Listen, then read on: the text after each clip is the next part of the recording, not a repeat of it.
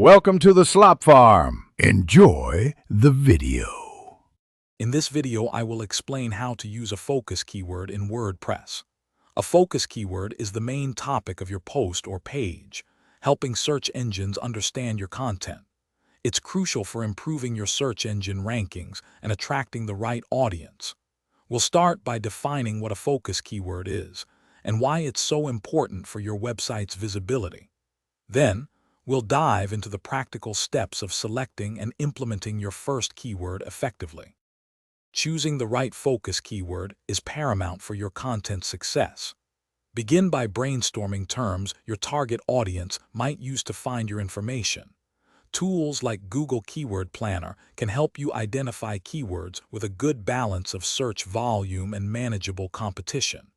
Focus on long-tail keywords, which are usually 3 to 5 words, as they often have higher conversion rates. Always ensure your chosen keyword genuinely represents the core message of your post or page.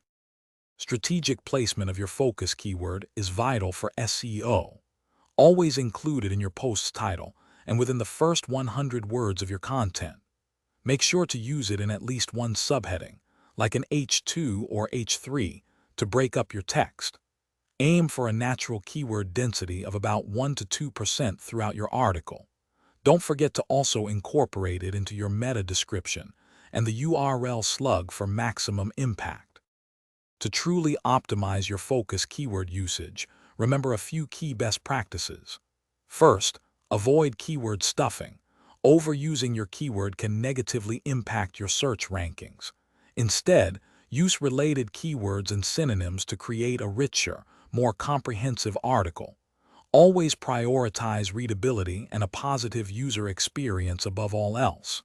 Finally, regularly review your content and update your keywords as needed to ensure they remain relevant and effective in the ever-evolving landscape of search engine optimization. Thanks for watching. Consider subscribing if we helped you today.